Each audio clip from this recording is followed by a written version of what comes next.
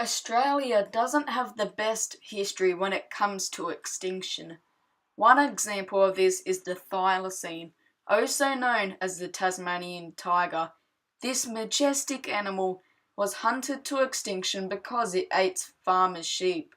The last one died at Hobart Zoo in 1936. Since then, countless other Australian animals have faced the same fate and become extinct, like the paradise parrot, the broad-faced potteroo, pig-footed bandicoot, gastric brooding frog, and eastern hair wallaby. And this fate could be possibly shared with countless other endangered Aussie animals, like the orange-bellied parrot, greater bilby, and mountain pygmy possum.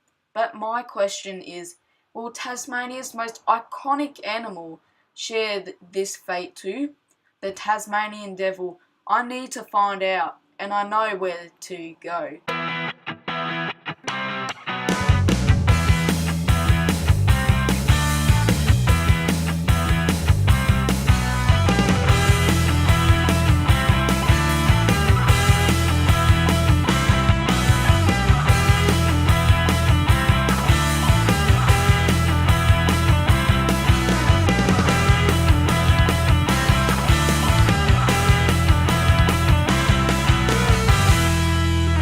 Today we are going to be seeing Tasmanian devils. Now we are not in Tasmania, and you are right. If we were to see wild Tassie devils, we should be there.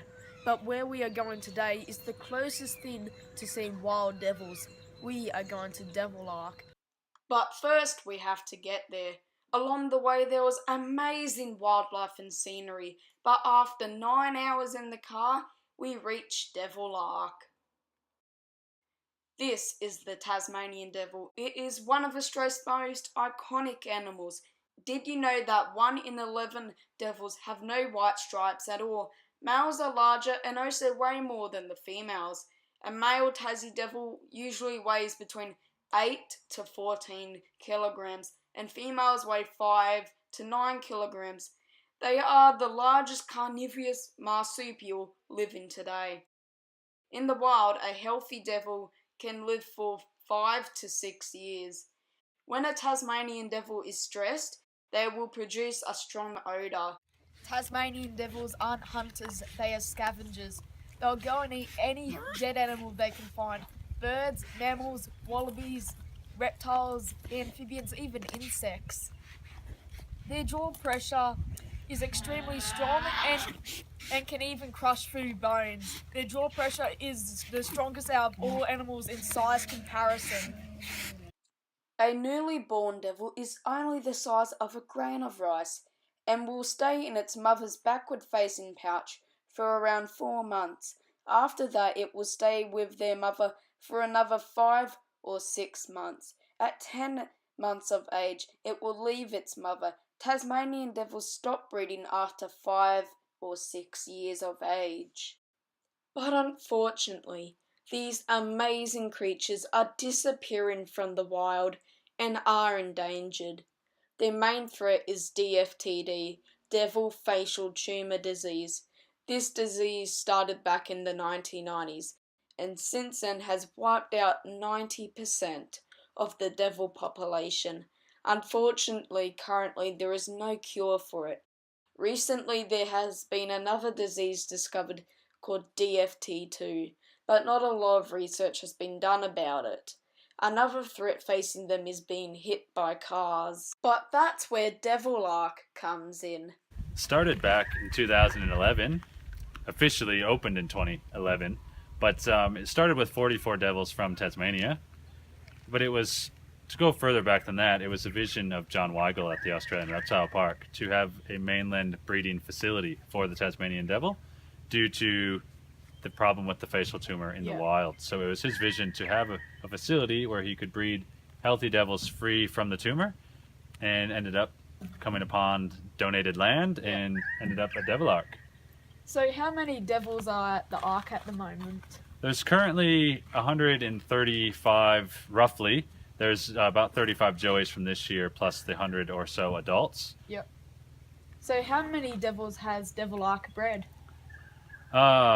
Well, this year we had 35. Last year was roughly 35 as well. Yep. I do believe the Devil Ark total since they began is right around 150 devils. Wow. That's a lot, isn't it? It's quite a few. Yeah. So, tell me a bit about Devil Ark's plans for the future. Devil Ark's main plan for the future is actually to double in size. So we're currently sitting on 25 hectares. We'd like to expand a bit further back here and be on roughly 50 hectares, have double the amount of enclosures, Yep. and have double the amount of devils. So our capacity with a full doubling would actually be upwards of 360 devils. That's great, and the more devils bred, the better. Exactly.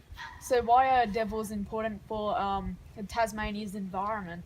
Well, they just help clean up the bush more than anything. They clean up all that roadkill. They clean up any roadkill that exists if they find it.